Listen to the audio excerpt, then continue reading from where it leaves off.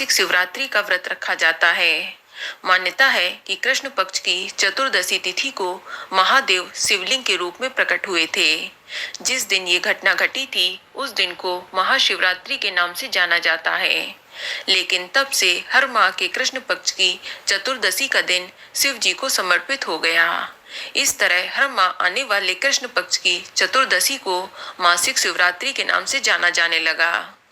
मान्यता है कि इस दिन यदि भगवान शिव की पूरे विधि विधान से पूजा की जाए तो असंभव कार्य भी कुछ ही दिनों में संभव हो जाता है।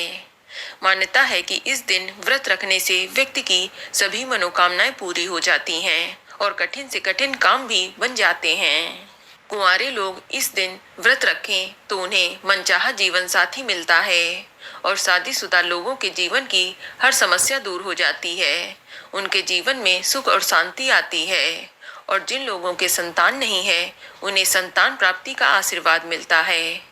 दोस्तों, जो लोग इस व्रत को रखना चाहते हैं तो वे इसे महाशिवरात्रि से आरंभ कर सकते हैं या फिर सावन माह में पड़ने वाली शिवरात्रि से भी इस व्रत की शुरुआत कर सकते हैं।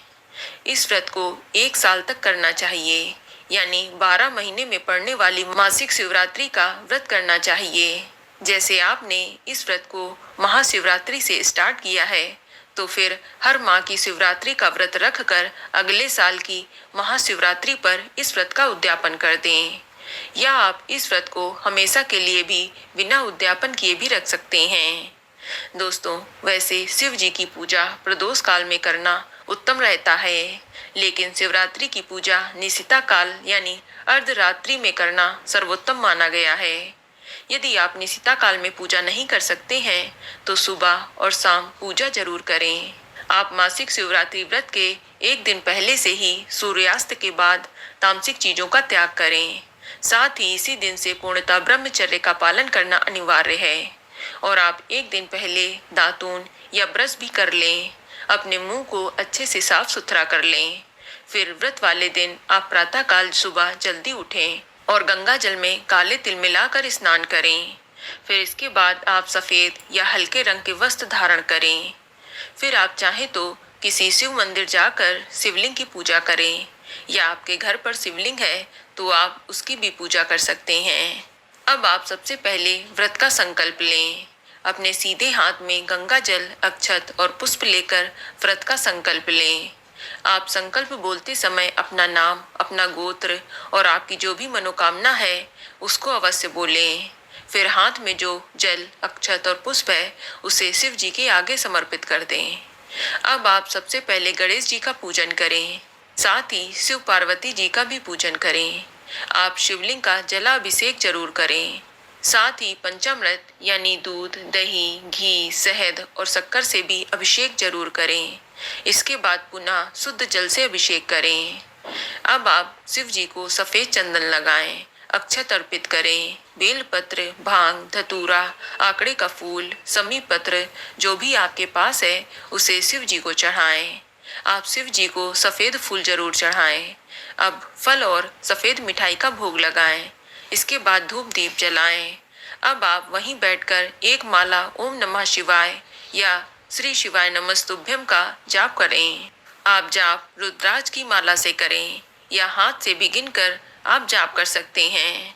इसके अलावा शिव चालीसा, शिवाष्टक, रुद्राष्टक, शिव महापुराण या शिव तांडव स्तोत्र या शिव सहस्त्र नाम का पाठ भी कर सकते हैं। इसके बाद शिव जी की आरती करके पूजा में हुई भूल चूक के लिए क्षमा जरूर मांगें। अब आप शाम के समय पुनः स्नान करें। शिव जी का विधिवत पूजा अर्चना करें। हो सके तो इस दिन रात्रि जागरण जरूर करें, और यदि आप पूरी रात जागरण नहीं कर सकते हैं तो मध्य रात्रि तक जागरण जरूर करें, यानी रात 12 बजे तक भजन, कीर्तन, मंत्र जाप जरूर करें। और फिर अगले दिन सुबह जल्दी उठकर स्नान करके शिव पूजा के बाद ही किसी ब्राह्मण को भोजन कराकर यथाशक्ति दान दक्षिणा के बाद ही आप अपने व्रत का पारण करें। दोस्तों, मासिक शिवरात्रि का व्रत आप निर्जल व निराहार कर सकते हैं या फिर फलाहार रहकर भी आप इस व्रत को कर सकते हैं। यदि आप फलाहार व्रत कर रहे हैं तो सुबह व शाम की पूजा के बाद फलाहार कर सकते हैं। वैसे शिव जी के व्रत में नमक का त्याग करना चाहिए, लेकिन यदि आप बीमार हैं और बिना नमक के व्रत करना संभव ना हो तो इस स्थिति में आप व्रत वाला नमक यानी सेंधा नमक का इस्तेमाल कर सकते हैं।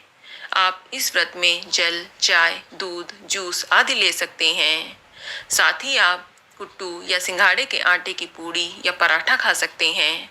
साबूदाना की खीर, खिचड़ी, समा के चावल की खीर या खिचड़ी आदि का भी प्रयोग कर सकते हैं। फलों में आप ज़्यादा खट्टे फल छोड़कर सभी फल का सेवन कर सकते हैं। दोस्तों, मासिक शिवरात्रि व्रत के दिन भूलकर भी घर का कोई भी सदस्य मांस मदिरा का सेवन ना करे। इस दिन भोजन में गलती से भी प्याज लहसुन का इस्तेमाल नहीं करना चाहिए। इसके अलावा व्रती को इस दिन काले कपड़े पहनने से भी बचना चाहिए और गलती से शिवलिंग पर तुलसी के पत्ते नहीं चढ़ाने चाहिए और ना ही केतकी का फूल शिवलिंग पर चढ़ाना चाहिए। इसके अलावा कभी भी बेलपत्र के टूटे हुए पत्ते या कटे फटे पत्ते शिवलिंग पर ना चढ़ाएं और शिवलिंग पर कभी भी कुमकुम या सिंदूर का तिलक नहीं लगाना चाहिए। दोस्तों, कोई भी व्रत बिना उद्यापन किए हुए पूरा नहीं माना जाता। जब आपके व्रत पूर्ण हो जाए तब आप इस व्रत का उद्यापन करें। आप हर बार की तरह इस दिन भी शिव जी की पूरे विधि विधान से पूजा करें।